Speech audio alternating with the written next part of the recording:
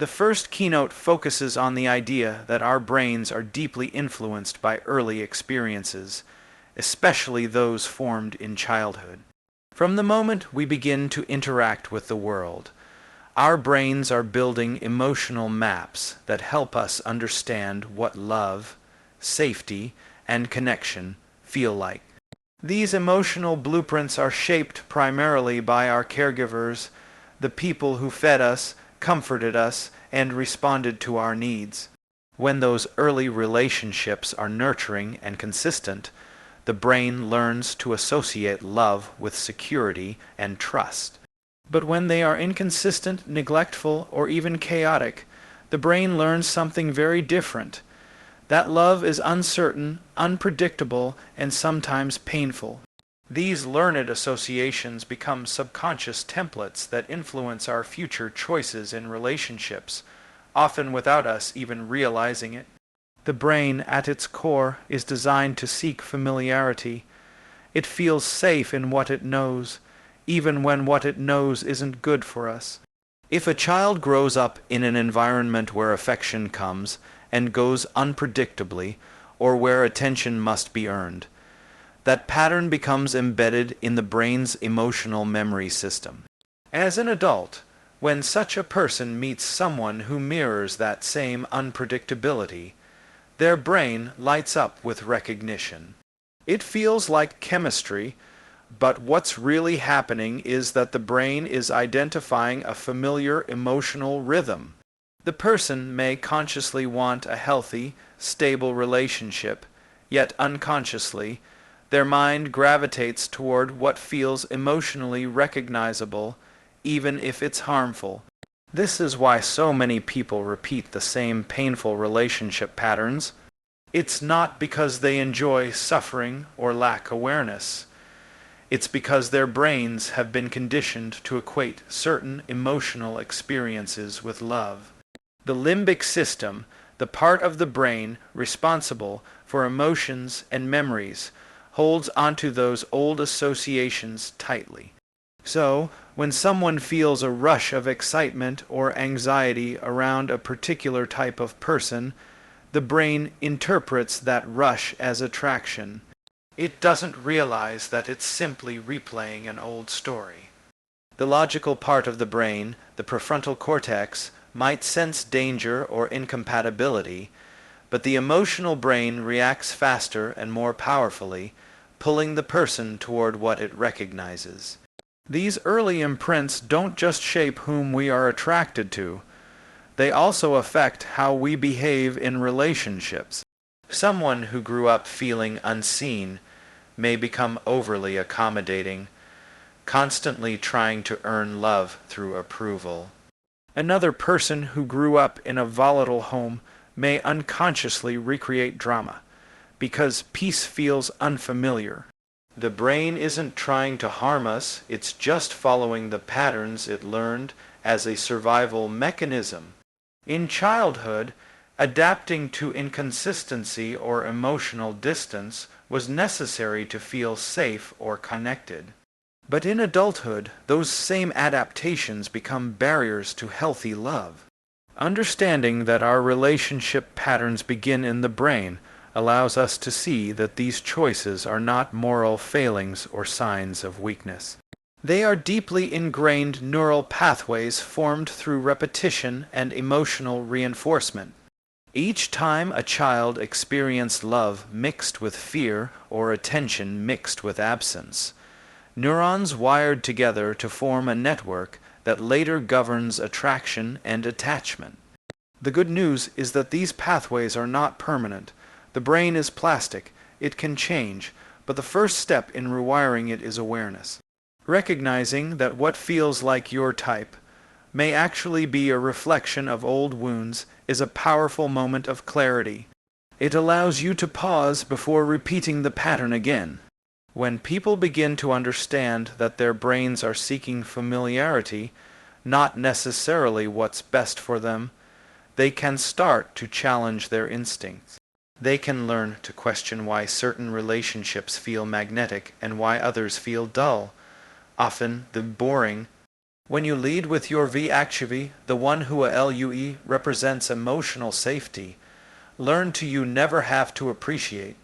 By gently exposing yourself to new experiences of love and safety, you can begin to teach your brain a different emotional language. Over time, the neural connections associated with pain and unpredictability weaken, while new ones based on trust and consistency grow stronger.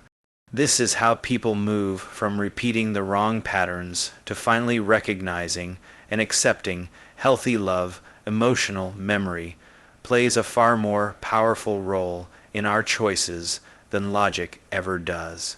The human brain is wired to prioritize emotion over reason, especially when it comes to relationships. Deep within the brain lies the limbic system, a network that processes feelings, memories, and attachment. This emotional center operates much faster than the rational prefrontal cortex, which handles reasoning and judgment. That means long before we logically evaluate whether someone is good for us, our emotional brain has already formed an attachment or attraction. This is why people often say, "I know they're not right for me, but I can't help how I feel."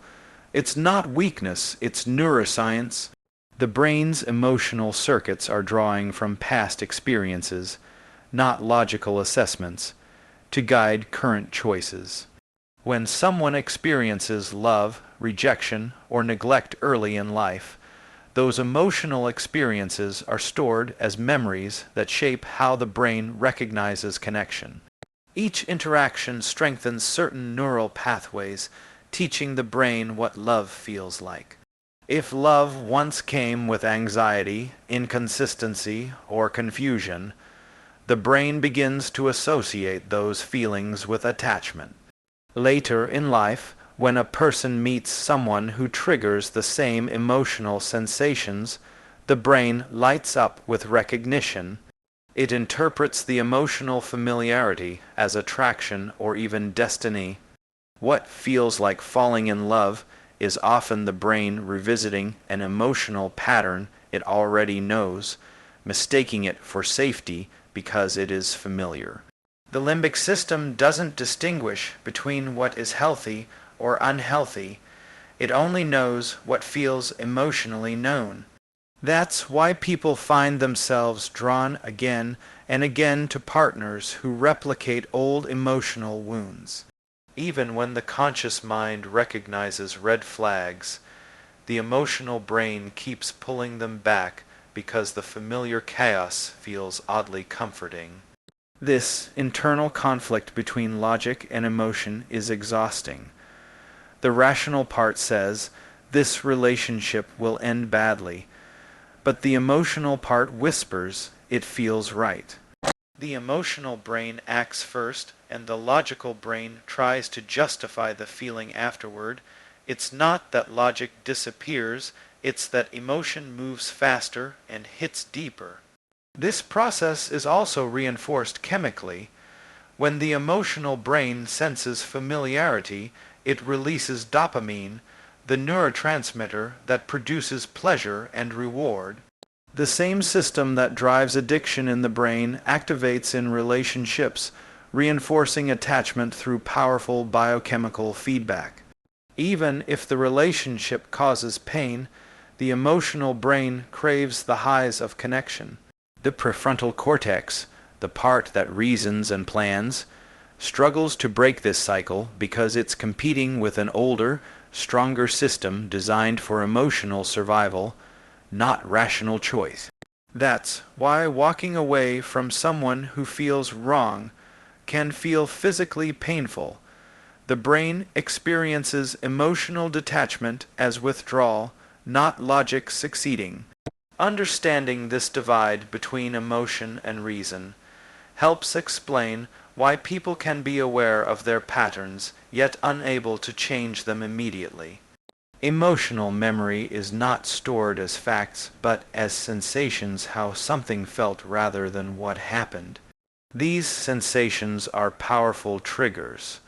A certain tone of voice, a style of affection, or even the way someone argues, can unconsciously activate emotional memories.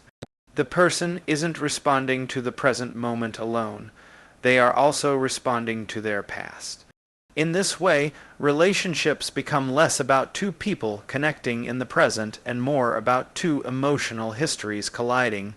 Breaking free from these patterns requires more than willpower. It requires retraining the brain to interpret emotional signals differently. The first step is to create space between feeling and action. To recognize that attraction doesn't always equal compatibility. By slowing down reactions and allowing logic to enter the decision-making process, new neural pathways can begin to form. Over time, the brain can learn that calm and consistency are signs of real love, not boredom. Emotional memory may drive attraction, but awareness gives us the power to guide it. The more we understand how our brains operate, the more we can align our emotional instincts with our logical goals, creating a path toward relationships that are both healthy and fulfilling. The chemicals dopamine and oxytocin play a central role in shaping attachment and attraction, and they often explain why people feel deeply connected to someone even when the relationship is unhealthy. Dopamine, the brain's reward chemical, is released whenever we experience something pleasurable or emotionally stimulating. It creates a sense of excitement, motivation, and anticipation. Oxytocin, often called the bonding hormone, is released through touch, affection, and emotional closeness. Together, these chemicals form a powerful loop that reinforces attachment. In healthy relationships, this system strengthens love and trust. But in toxic or inconsistent relationships, the same chemicals can trap people in cycles of emotional dependence, making it extremely difficult to let go. When someone gives attention inconsistently, offering affection one moment and withdrawing the next, the brain becomes addicted to the uncertainty. This unpredictability triggers dopamine release in bursts, similar to what happens in gambling addiction. The brain learns to crave the next hit of validation or affection, no matter how small. That's why people often describe toxic relationships as addictive. The emotional highs and lows keep the brain hooked, even when the logical mind knows the relationship is harmful. Each brief moment of love or approval reinforces the attachment, while the pain of rejection makes the person chase harder for emotional relief. It's not weakness or lack of self-control. It's the brain's chemistry reacting to an inconsistent reward system. Oxytocin deepens this bond further by creating feelings of trust and closeness, even when they aren't deserved. After moments of intimacy or reconciliation, oxytocin floods the system, convincing the brain that the bond is meaningful and worth preserving. This hormonal reinforcement blurs the line between love and dependency. The same chemical that helps a parent bond with a child or partners maintain affection in healthy relationships also makes people stay connected to those who hurt them. The emotional brain interprets oxytocin in release as evidence of love, not realizing that it is simply responding to physical and emotional closeness, regardless of whether that closeness is safe. This biochemical cycle becomes self-perpetuating. The more someone experiences highs and lows in a relationship, the more their brain associates intensity with intimacy. Calm and predictable love, which produces steady levels of dopamine and oxytocin, can feel unfamiliar or even dull. The brain has become wired to equate anxiety and excitement with passion. It begins to chase emotional roller coasters because they produce stronger chemical reactions. In this way, the chemistry of attachment can become a trap, pulling people back into relationships that keep their nervous systems in constant overdrive. These neurochemical patterns explain why logical reasoning often fails in matters of love. The prefrontal cortex, which handles rational thinking, may clearly recognize that a partner is toxic, but the limbic system, the emotional brain, continues to crave the chemical rush associated with that person.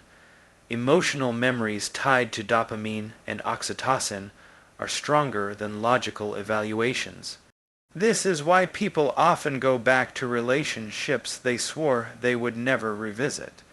Their brains are not simply remembering the pain, they are remembering the pleasure of intermittent reward and mistaking that feeling for love.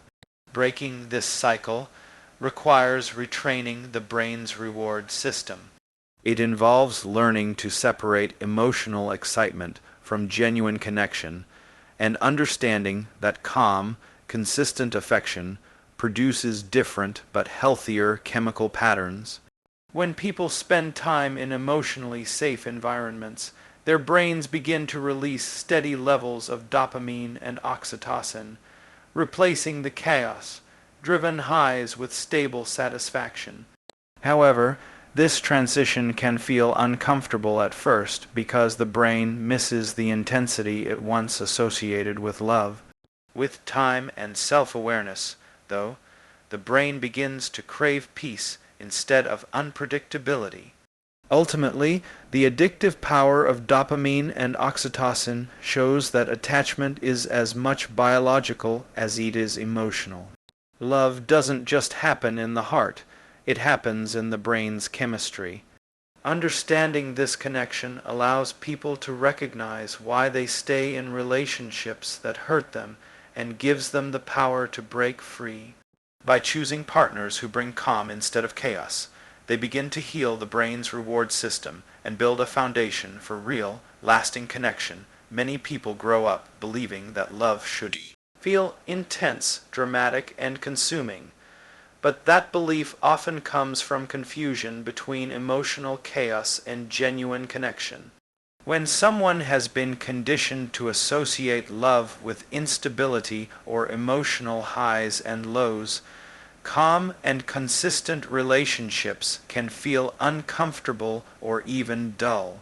This is why individuals who have experienced unpredictable affection in their pasts often mistake intensity for intimacy. Their brains are accustomed to associating excitement, tension, and even anxiety with passion. When those feelings are missing, the relationship may seem lacking in chemistry, even if it's healthy and stable. The truth is, love that feels peaceful often doesn't trigger the same adrenaline rush, and that can make it seem unfamiliar to a brain wired for emotional turbulence. When relationships are filled with uncertainty, moments of closeness followed by withdrawal, affection mixed with neglect, the brain releases powerful chemicals like dopamine and cortisol. These alternating surges of pleasure and stress create emotional highs that can feel intoxicating. Over time, the brain becomes addicted to these highs, confusing the rush of anxiety and relief for the feeling of love. In contrast, stable relationships that offer safety and predictability don't cause these spikes in emotion. Instead, they bring a gentle sense of comfort and calm, which the brain of someone used to chaos may interpret as boredom. This is not because calm love is unfulfilling, but because the emotional system has learned to expect intensity as proof of passion. When a person feels attracted to drama or unpredictability, it's often because those emotional experiences mirror their early attachments. If love once came with uncertainty or inconsistency, the mind equates that instability with connection. The body's stress response becomes intertwined with feelings of affection. So when a partner is calm, available, and emotionally steady, it doesn't register as love. It registers as something missing. The nervous system is waiting for the familiar tension, the adrenaline rush that signals emotional engagement. As a result, people may subconsciously push away healthy partners or create conflict to feel the intensity they associate with closeness. This cycle keeps them trapped in patterns of emotional volatility disguised as romance. The key to breaking this confusion lies in redefining what love feels like. True intimacy is not built on anxiety or longing, but on trust and safety. Emotional peace does not mean a lack of passion. It means that the relationship is not driven by fear. When two people can communicate openly, respect each other's space, and remain emotionally available, their connection deepens without the constant need for drama. The challenge for those used to chaos is to retrain their brains to appreciate this quieter form of love. That process takes awareness and patience, as it often involves confronting the discomfort that comes with stability. It means learning to recognize that peace is not emptiness, and that the absence of conflict does not mean the absence of connection. Developing comfort with calm love also requires healing the body's response to safety. For many, safety can initially feel unsettling because it doesn't activate the same stress-based emotions they are used to. The body has to unlearn the habit of associating love with adrenaline. This can be done through mindfulness, therapy, or simply spending time with emotionally consistent people who model healthy affection. Over time, the brain begins to release different sets of chemicals, more oxytocin and serotonin, less cortisol, creating a new emotional baseline that values steadiness over intensity. When the brain finally adjusts to this new understanding, love starts to feel different. It becomes less about chasing emotional highs and more about building mutual trust and peace.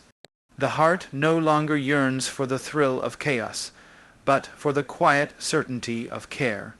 In that transformation, a person learns that real love doesn't take away excitement, it replaces fear with safety and uncertainty with calm, creating a connection that lasts not because it burns brightly, but because it never burns out. The human brain has an extraordinary ability to change, adapt, and heal through a process known as neuroplasticity.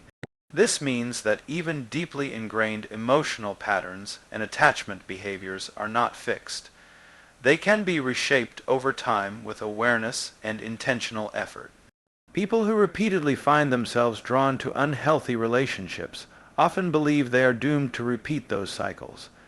But neuroscience shows that the brain is capable of forming new neural pathways that support healthier connections.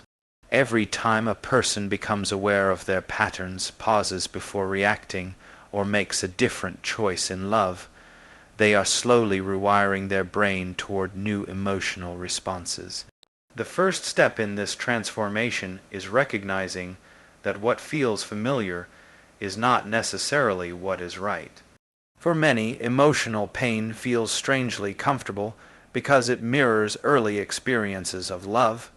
When someone becomes aware of this connection and chooses not to follow it, they begin to weaken the old neural circuits that associate chaos or inconsistency with affection. Over time, the brain starts to understand that peace and predictability are not threats, but signals of safety.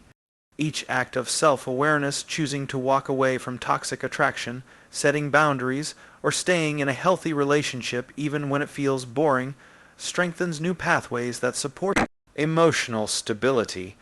Neuroplasticity allows the brain to unlearn the need for emotional drama and learn to find satisfaction in calm and mutual respect. This process is not immediate because the brain is naturally resistant to change. Neural pathways that have been reinforced for years don't disappear overnight.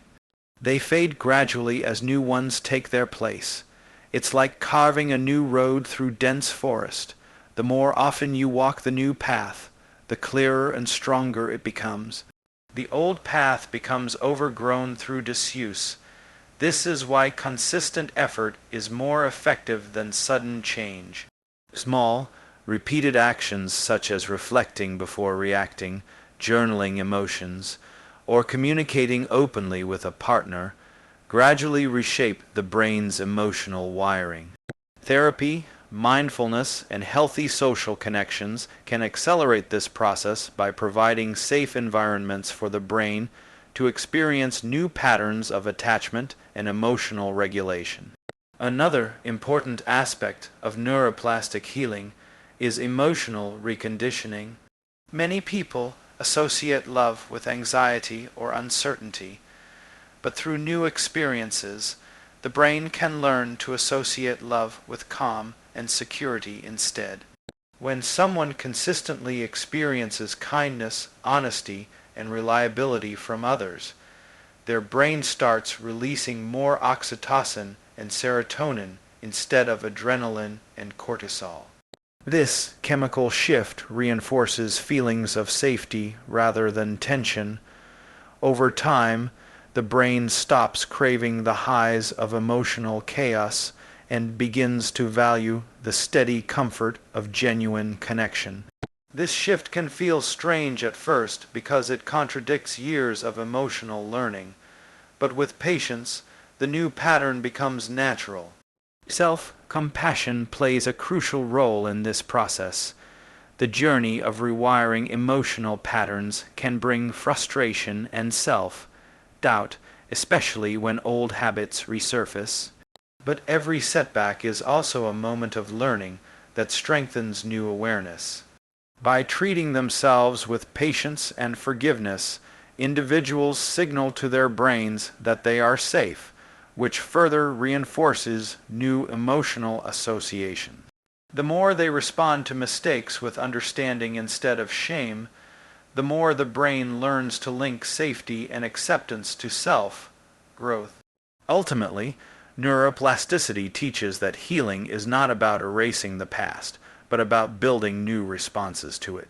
The brain doesn't forget old experiences, but it learns not to let them control present choices. Through conscious repetition and emotional awareness, a person can teach their brain to seek partners who bring consistency, kindness, and peace. This transformation is the foundation of true emotional freedom. It allows people to stop chasing the intensity of what once felt like love and start recognizing the beauty in relationships built on trust and balance. In doing so, they rewire not just their brains but their entire experience of love, opening the door to deeper and healthier connections. True love begins with self-awareness and the willingness to meet one's own emotional needs. Many people enter relationships seeking healing or validation from others, hoping a partner will fill the gaps left by past wounds. But depending on someone else to complete us often leads to disappointment, because no one else can fix the parts of us we haven't learned to nurture ourselves. The process of building healthy love begins within, through self-understanding, emotional maturity, and the ability to give ourselves the care we once sought externally. When a person learns to meet their own emotional needs, they naturally attract relationships that reflect that same level of stability and respect. Reparenting oneself is at the heart of this transformation. Reparenting means learning to give yourself what you didn't receive growing up, whether it's validation, compassion, patience, or consistency. Many people are unconsciously driven by unmet childhood needs, seeking partners who resemble their caregivers in an effort to recreate and resolve old emotional dynamics. This is why so many relationships feel familiar even when they're painful. The brain is drawn to what it recognizes. However, once a person starts to fulfill their own emotional needs, they stop looking for others to heal them. They no longer feel compelled to chase love that is conditional, inconsistent, or unavailable. Instead, they begin to value relationships that mirror the care they have learned to give themselves. Self-awareness also means taking responsibility for one's emotional patterns. Instead of blaming others for repeating cycles of disappointment, individuals can examine their reactions and triggers with curiosity rather than judgment. When someone feels an intense attraction to a partner who embodies traits from their past, awareness allows them to pause and ask why.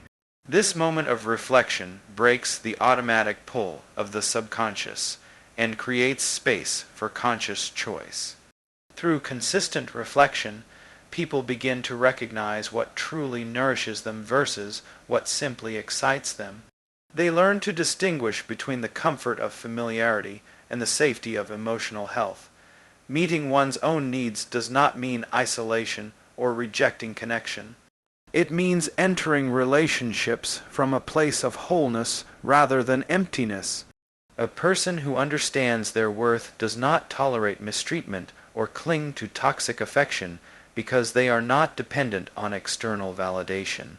They can give and receive love freely because they are not afraid of being alone. This balance creates relationships grounded in respect rather than fear. When both partners come from a place of self-awareness, love becomes an act of mutual growth rather than emotional survival. As this internal work continues, the definition of love itself changes. What once felt exciting but unstable no longer holds appeal, and calm, consistent affection starts to feel fulfilling. This is because the brain begins to associate love with safety rather than chaos. Emotional regulation becomes stronger, and old wounds lose their power to dictate choices. A healthy relationship no longer feels like chasing or fixing. It feels like two people choosing each other from a place of clarity and peace. Love becomes less about intensity and more about presence, less about finding completion and more about sharing fullness. The more a person practices self-compassion and awareness, the more they attract partners who operate from the same emotional level. Relationships become mirrors of inner peace rather than reflections of inner conflict. Each moment of self-care teaches the brain that love can be steady, kind, and safe. It is through this process that the cycle of choosing the wrong people finally ends. By learning to provide the understanding, patience, and care once sought from others, individuals rewire both their brains and their hearts to recognize real love when it arrives. In doing so, they no longer chase love as a means of healing. They create it through the way they treat themselves and others